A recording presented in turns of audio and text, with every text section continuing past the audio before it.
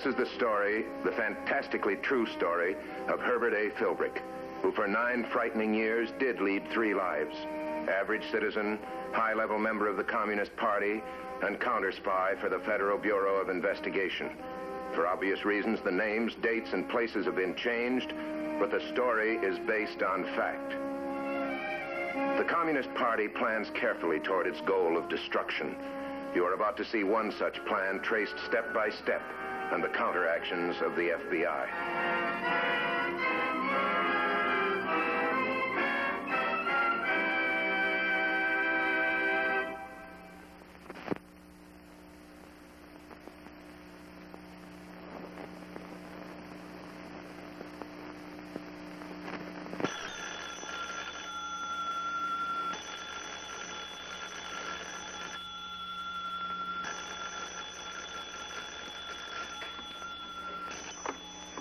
Hello? Comrade? Yes? A client is arriving at the airport on the 6 o'clock plane this morning. So? You are to meet the client there. Now, wait a minute, miss. This is Sunday, and I... Your instructions are to meet the plane.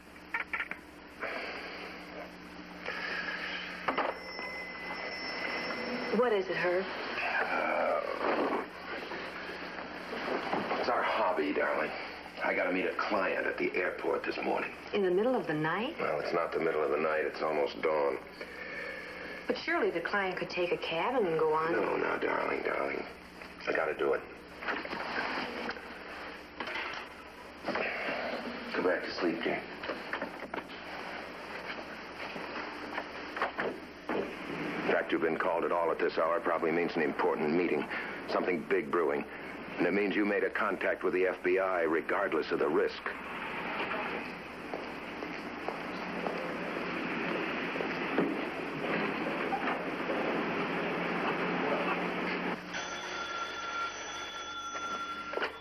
Hello?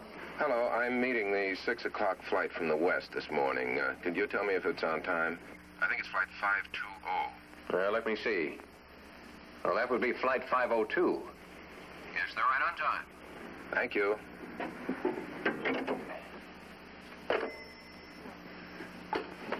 I'm going to the airport.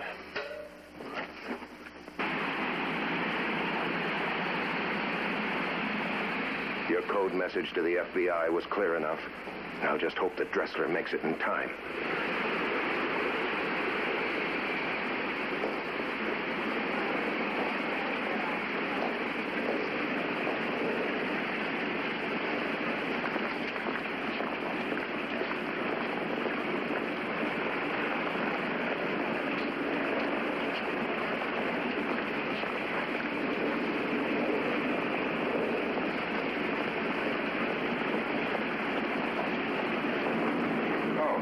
I'll get it.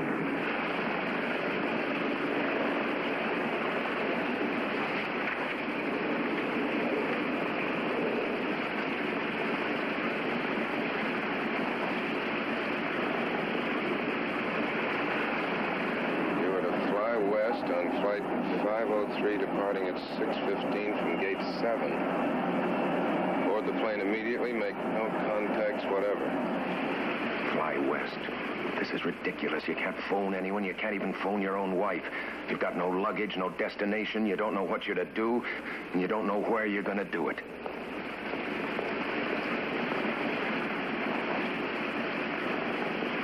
Dressler.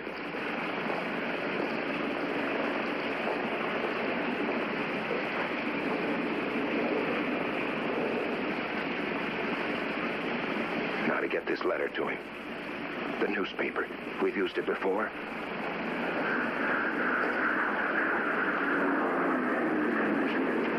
Flight 503.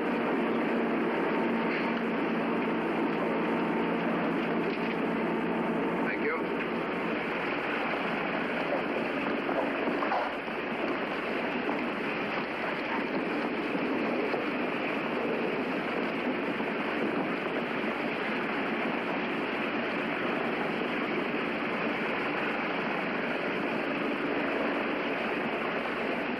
Hope you can make it, Dressler. You haven't got much time.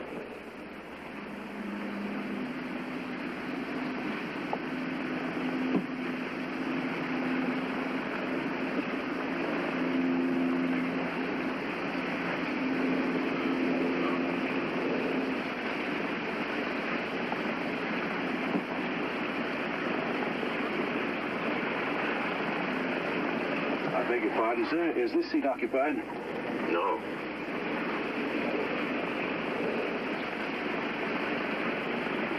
We should have a delightful trip. Yes, I'm looking forward to it.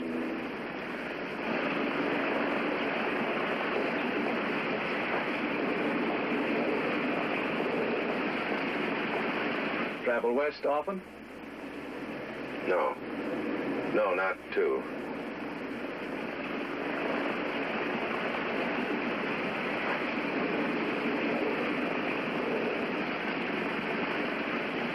Wow. Dressler made it. You can relax now, Philbrick.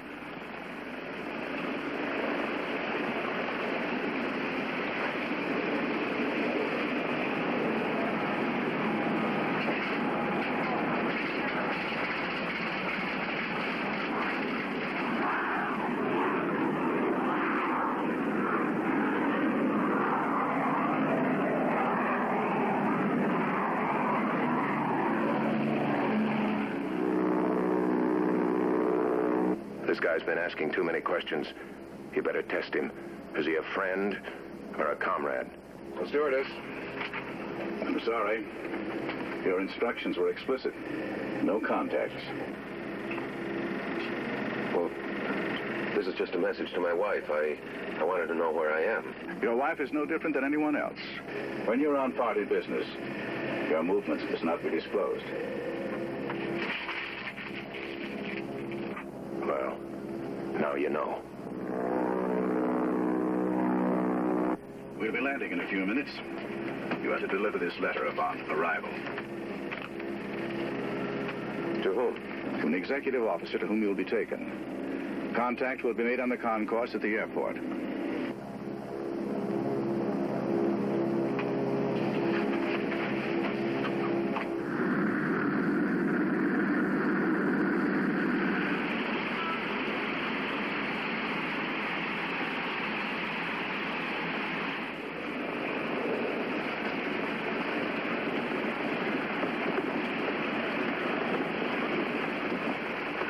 See if you can spot your comrade, Philbrick.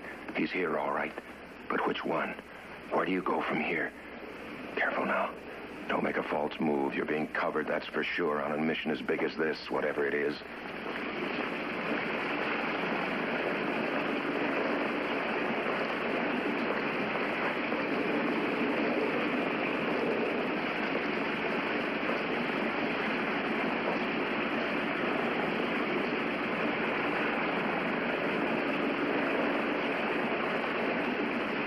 Strange they'd leave you alone like this, Philbrick. This letter could mean anything. Try to call Eva while you got a chance. Get going.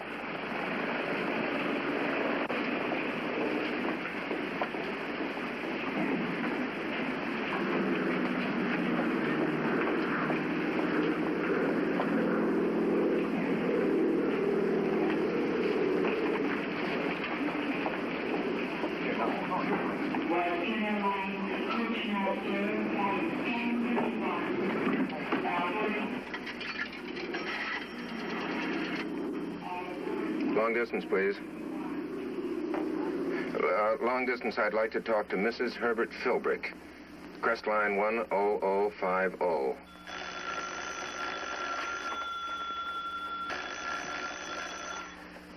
Hello? Hello, Eva. You know better than to make a contact while you're on this mission, comrade. Come along. I have a car waiting.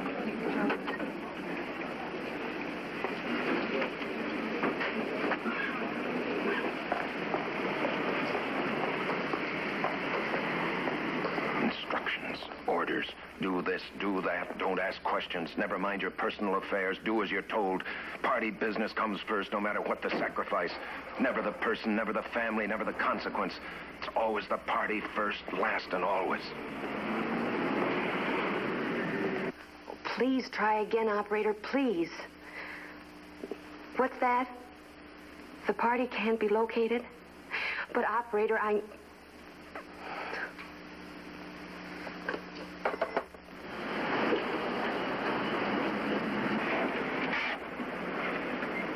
You go in there and phone this number. They'll give you the address of the conference.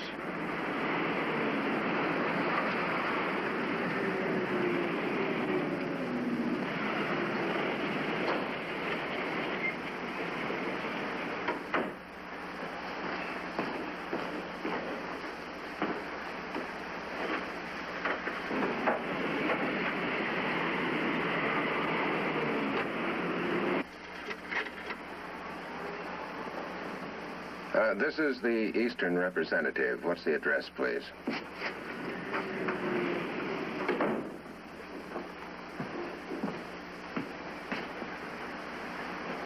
Right.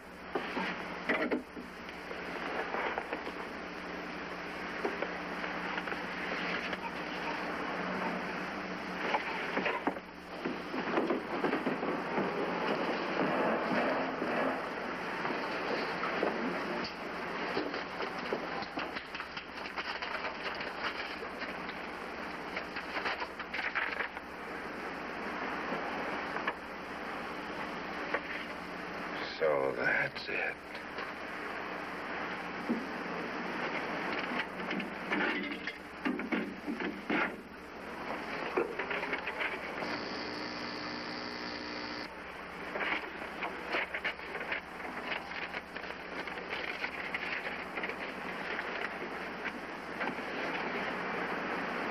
What are you doing in here? Well, I was about to have my picture made to send to my kids. You knew better than to do anything like that when you're on party business. Look, I'm a normal businessman with a family. What's the harm in that? Come on.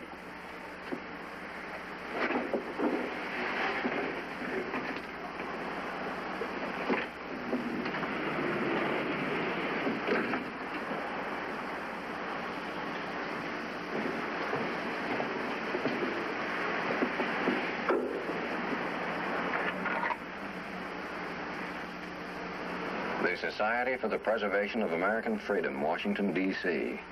To the Executive Committee, bearer of this document has been chosen to direct mission captive audience in his designated section of the United States. Our comrade is an honored member of the National Educational Society and a respected alumnus of a high-ranking university. Upon receipt of this link, you are authorized to proceed with the formulation and design of mission. Grisha Pelinov, Secretary, SPAF.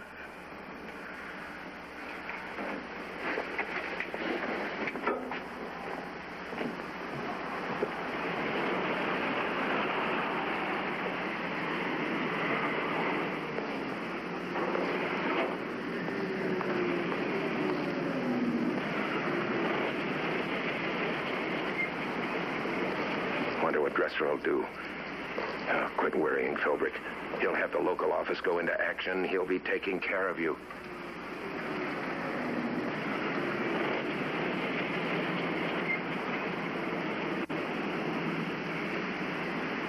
And that, gentlemen, is the best way to accomplish it.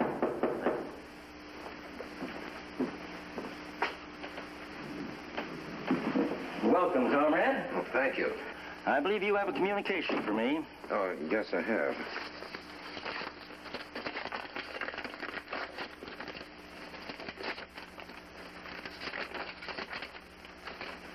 I'd like you to meet the committee. Oh.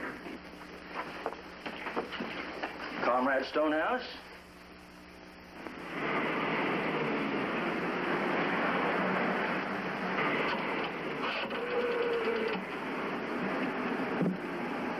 Hey, this is Farrell, OBN. Please connect me with the supply department. The new sedan just arrived. Engine missing. We'll need extra parts. Fuel pump and timing fuse. Urgent. All right. And there's little doubt, gentlemen, that the weapon we have forged here this afternoon will have far greater force than all the atomic weapons of the Imperial warmongers. I need not stress that this meeting is in absolute confidence. So that's the answer. An intensification of the campaign to infiltrate the educational system, to get at the kids.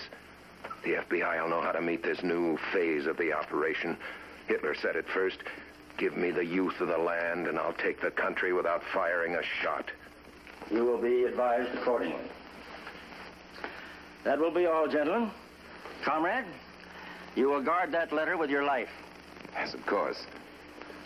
Goodbye. Goodbye. And thank you. It's been a most enlightening afternoon. You made it, Philbrick. You're carrying a top party secret. Get it to the FBI, fast.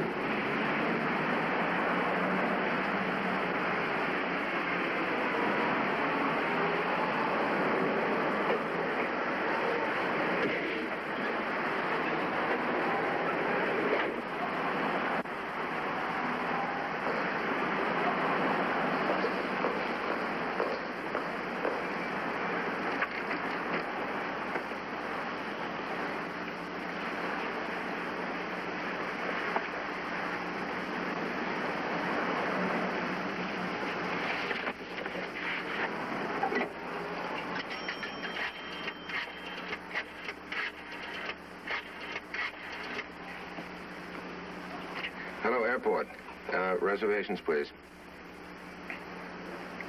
Can you tell me when is your next through flight eastward? At 6:20 p.m., sir. Ah, I'd like to arrange a reservation on that flight. I'm at the Hotel Berkeley. I think we have some space left on that flight. Have you a credit card? Yes, number 139NE. Very good, sir. We'll be glad to take care of you. You'll find the passage under your credit number at the airport. By the way, does that flight carry mail? I have a letter going to Evansville, Indiana. Midwest Mail doesn't depart until 2 a.m., sir. You just drop it in any box. Thank you.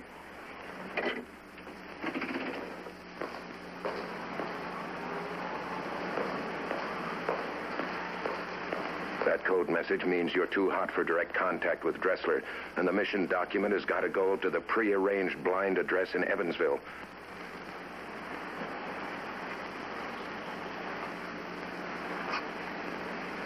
Okay, Dressler, you got the ball. Get this into a mailbox, Philbrick. Then you can really contact the airlines and arrange your passage home.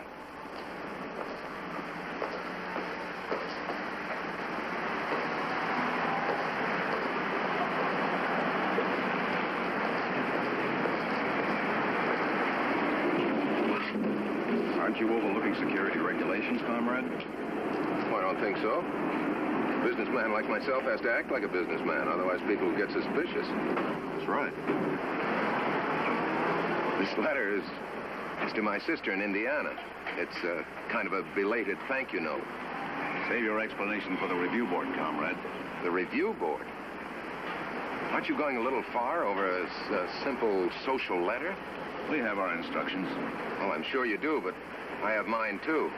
I happen to be on official party business. All the more reason for security. Shall we go along?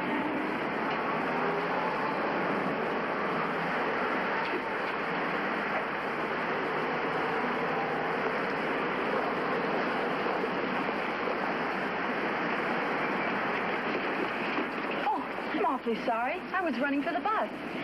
Oh, well, let us help you. No, you are Wake State University. Thank you.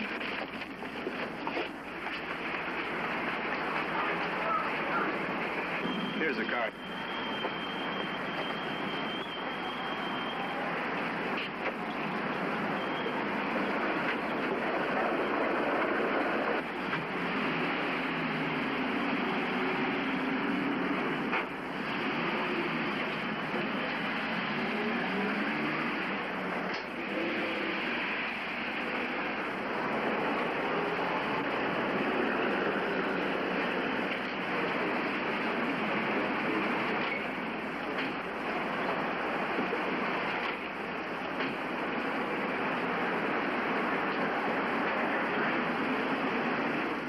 And I put it to you, Comrade Secretary, that aside from a flagrant violation of security rules, the fact that our comrade has put forth such stubborn resistance should be sufficient evidence of his intent to transfer highly secret information.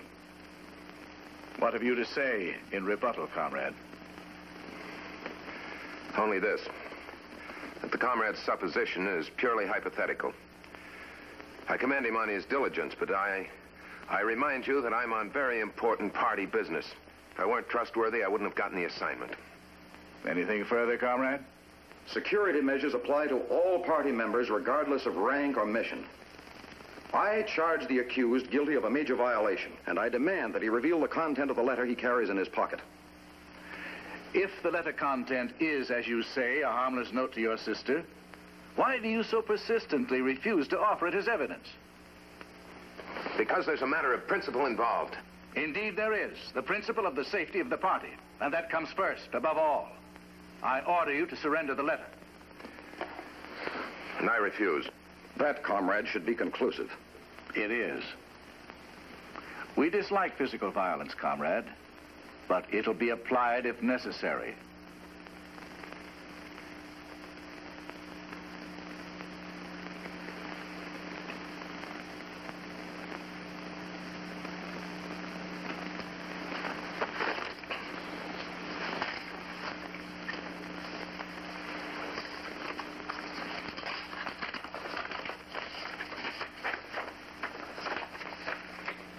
I'll read the text. My My dear Catherine, please accept my belated but sincere thanks for the lovely birthday sweater. You are sweet to think of me every year, and I must also say you are knitting better and better. Eva and the children are well and join me in sending fond love to you and all the family. If you'll forgive me just once more, I promise to do better next time. Affectionately, Herb.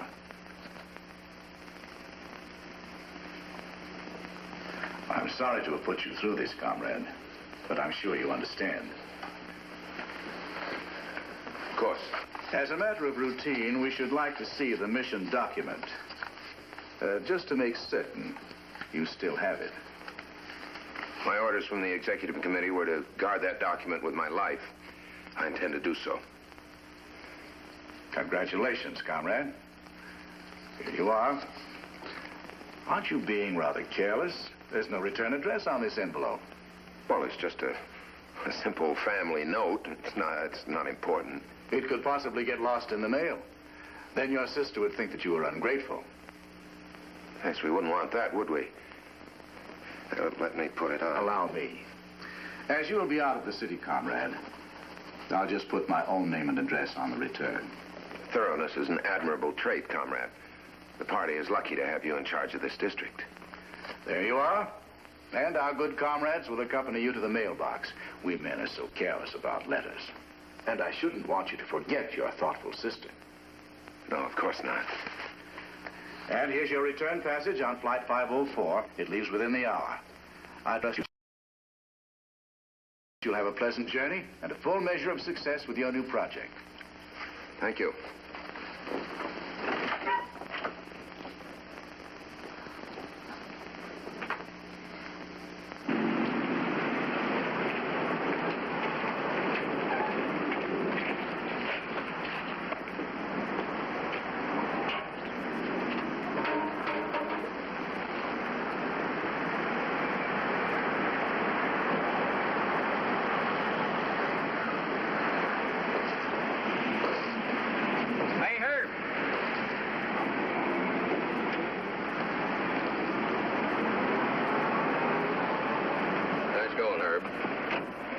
Trouble?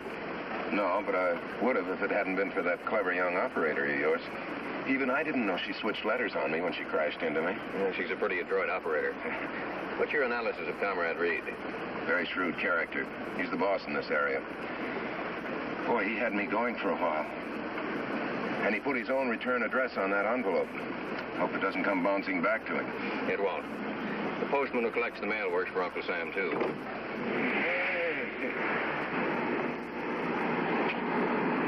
That? Yeah. Your plane is at gate 3. Sorry I can't go with you. Flowers for a lady? Yeah, for a real doll. Doll? Mrs. Philbrick. Oh, mother of the Philbrick kids. You know, thanks to you fellas at the Bureau and a little luck today, my kids, and yours for that matter, are never going to be part of that communist captive audience. Well, I'll see you. So long, Herb.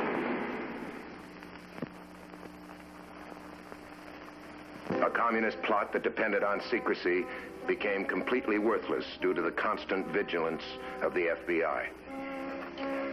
Next week, another story from the files of a man who spent 9 fantastic years as a counter-spy for the Federal Bureau of Investigation.